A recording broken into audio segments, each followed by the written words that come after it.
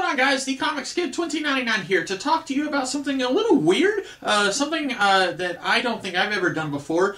Recently, I watched for the very first time the animated Lord of the Rings movie, directed by Ralph Bakshi.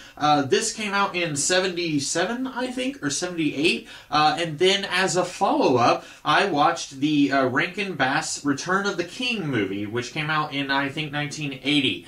So, a little bit of a weird story here.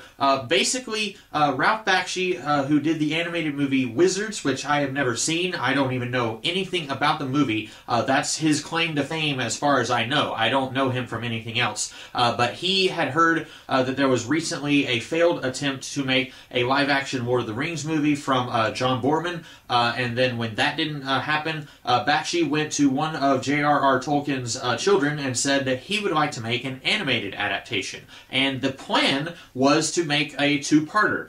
This covers all of the Fellowship of the Ring and about half of the Two Towers. And the idea was there was going to be a sequel that would cover the rest of the Two Towers and the Return of the King. In fact, at the end of this movie, they even say, "So ends part 1 of The Lord of the Rings." And then I don't know if there was a change in management at the studio or if the movie just didn't make enough to justify doing a sequel, but after this movie came out, Bakshi was told, "We are never going to finish your Lord of the Rings epic. We are not going to do a sequel." And so then the people at Rankin Bass, they found out that that was not going to happen, so this is kind of an unofficial follow-up to the Ralph Bakshi movie. So two completely different studios.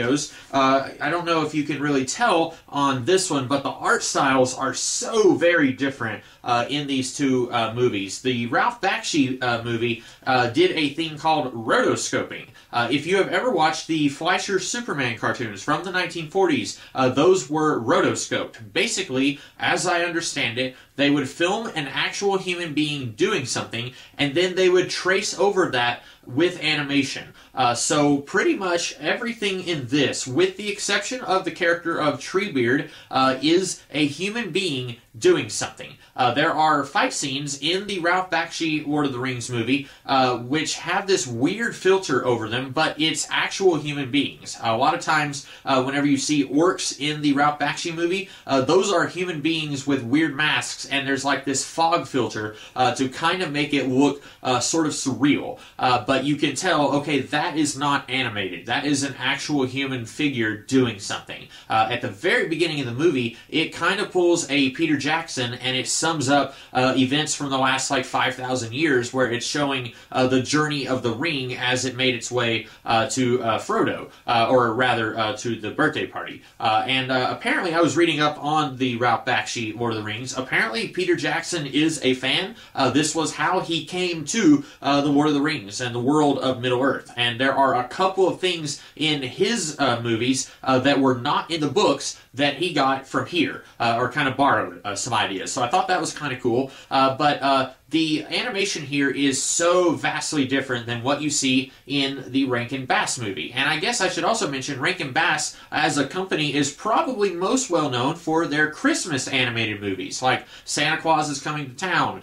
They did an origin story for Rudolph the Red-Nosed Reindeer. I think they did one for Jack Frost. I haven't seen any of those movies in many years, but I feel like when you say Rankin Bass, pretty much everyone is going to say those Christmas movies, the ones that kind of look not really 3D animated, but they almost look like stop-motion toys being animated, and that is probably what they're most well known for. That is not the style that they use here. They have more of a traditional-looking cartoon, much more of a cartoony style that they use here than what was seen in the Ralph Bakshi movie. But I had never seen the Ralph Bakshi movie before. A long time ago, I had watched this when I was a little kid.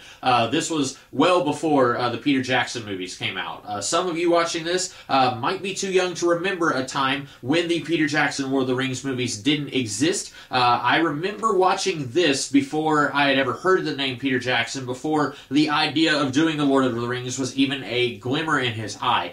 So this was probably my introduction to the world of Middle-earth. I remember when I was a kid watching a play, a local play, that was a production of The Hobbit. I also remember watching the Rankin Bass animated Hobbit movie, which I think actually came out around the same time as the Ralph Bakshi Lord of the Rings movie. So it's really weird that there were two separate companies simultaneously working on Lord of the Rings projects, and the Tolkien estate, which I have heard is extremely picky about who can adapt Tolkien's work and how they can adapt Tolkien's work, that they were allowing two companies simultaneously to be doing this. That seems like Peter robbing Paul, just a really weird situation, but apparently the Hobbit animated movie, which I do remember watching, but it's been a very long time, and I didn't recently watch that. Apparently that was going on around the same time as this. But anyway, I essentially watched both of these movies recently, kind of as an unofficial,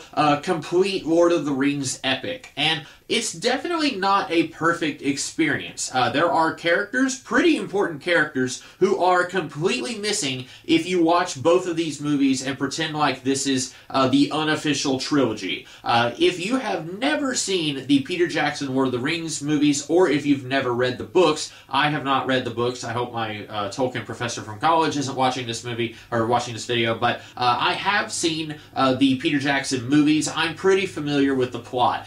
So watching these animated movies, there were moments where I would say, wait a minute, that's a little weird, that's different, and I know that there are some things that the Peter Jackson movies do that are different from the books. For example, the Peter Jackson movies do beef up the role of Arwen. She does not have nearly as much screen time in the books, but you don't even get to see Arwen at all in either of these movies.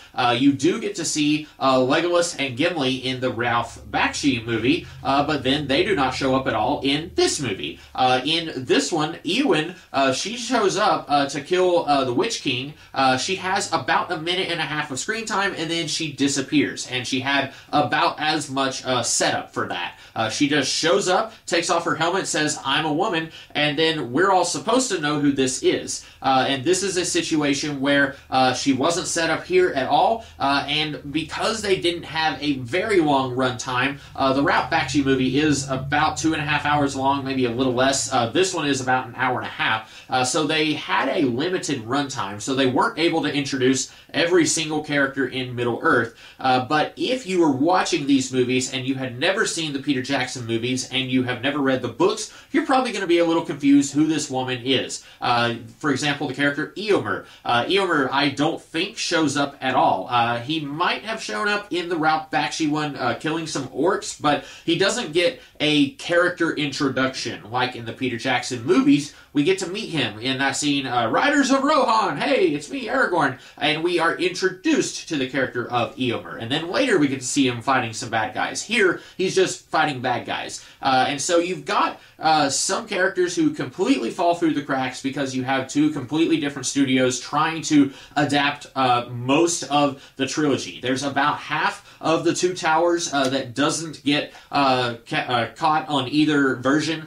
So Saruman, or also known as Ahriman, because apparently Ralph Bakshi's bosses thought the name Saruman was too similar to the name Sauron, so at different points in the movie, they are calling him Ahriman, Saruman, or Saru Ahriman. And I'm not joking. That sounds like a ridiculous Digimon character, but that's what they were calling him. But Saruman shows up a couple times here, kind of looks like a skinny Santa Claus, and then he just kind of disappears. And then we don't get to see him get killed like we do in the Peter Jackson movies. And I know, that's one of those situations where the movies are a little bit different from the books. If you're interested in seeing Saruman come and take over Shire, that doesn't happen in either of these either. But I'm trying to think if there's any other characters who are pretty important that kind of get the shaft. Faramir. Faramir is a character who does not show up at all in this movie, and then there is like one 3-second moment in this one where he does show up, where